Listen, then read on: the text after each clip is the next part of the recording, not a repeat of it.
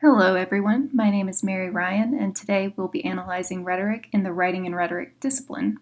For this deep dive into how modern academics construct theories about the field, I examined 3 published articles from scholars Fleming, Boyle, and Melancon and Scott. I'll include the full bibliography at the end of this presentation, but for now, let's focus on what the articles from these people tell us about writing in the discipline.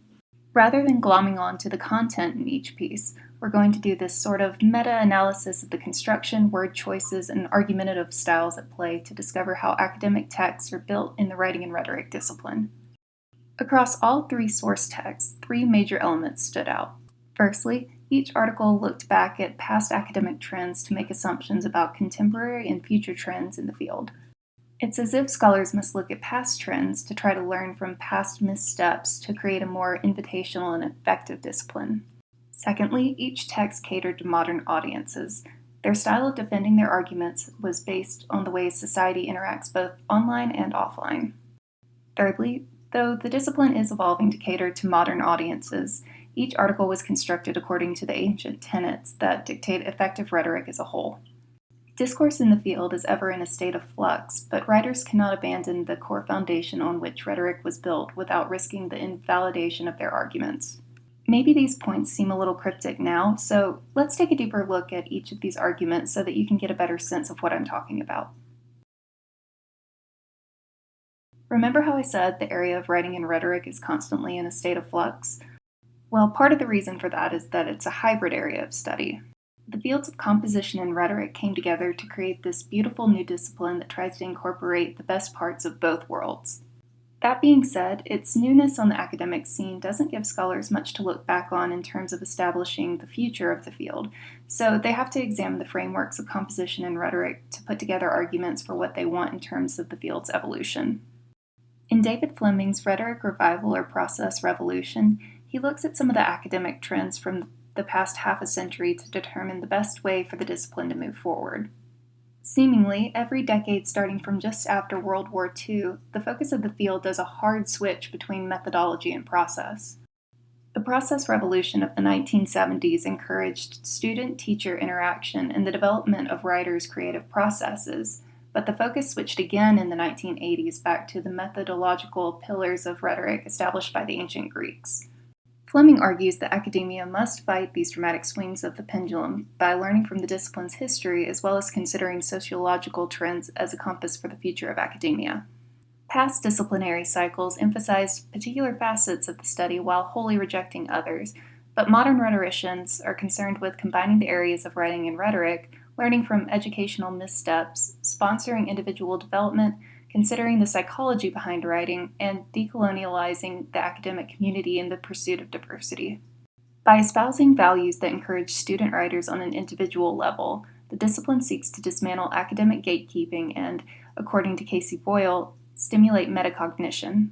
Currently, academia is trending away from unassailable dogma, which outlines strict parameters of the discipline, as well as the colonialist concepts that got us here in the first place. Melancon and Scott argue that academia as a whole is noticing a pattern of Western dominance in past trends and is trying to become more inclusive of diverse rhetorics that may not adhere to Western standards. The newness and hybridity of the writing and rhetoric field allows scholars to learn from the histories of its parent areas to create a friendlier area of study. In the vein of rejecting the old ways, modern scholars have modified the ways they make their arguments. Each of the contributing materials for this analysis held their own arguments against the assertions made by earlier works. They kind of go, this is what so-and-so said, and here's why they're wrong. Fleming condemned the old ways of teaching in the field to promote a friendlier future discipline. Boyle constructed their entire argument against someone else's paper, and Melancon and Scott referenced other work with which they mostly agreed, then called the work ultimately unfinished at the level of the field. I think this has something to do with the way society interacts with one another outside academia. People have immediate access to unlimited text thanks to technology, but people also interact with one another online in a way that skews argumentative.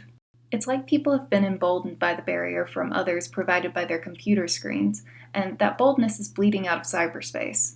People seem to engage with text in an argumentative tone in a nearly immediate sense, and I think scholars are trying to match the tone of their work to the way society engages as a whole. I also noticed that these articles didn't use technical jargon without offering explanations or definitions in their text.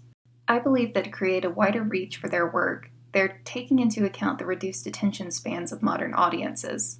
If a reader doesn't understand what you're saying in the first few paragraphs, they'll move on to a more digestible piece. I mean, there are countless articles on every subject on the internet. It's not difficult to find something better suited to your needs just a few clicks away. Scholars know that to increase readership and keep their audiences, they have to check their elitist jargon at the door or risk alienating their readership. These aren't necessarily negative moves on the writer's parts.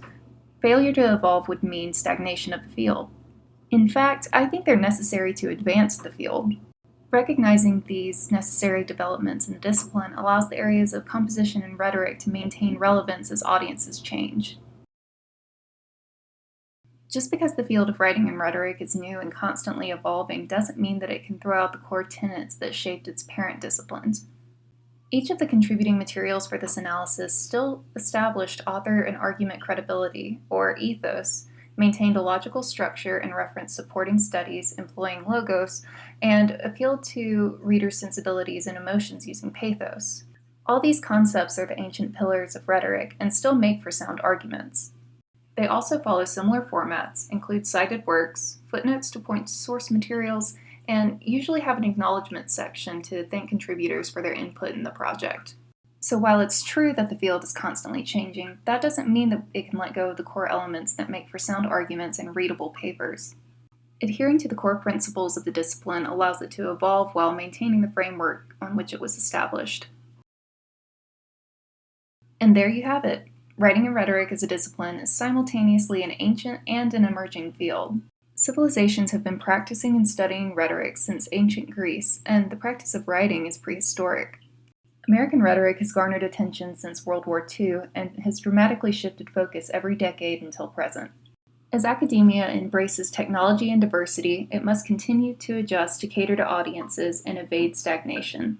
That transformation has prompted changes in language and in approaches to supporting material, but the organizational and rhetorical approaches of old remain constant. By maintaining a rational organizational structure and appealing to audiences through ethos, logos, and pathos, scholars can hold to the tenets of the field while allowing space for evolution.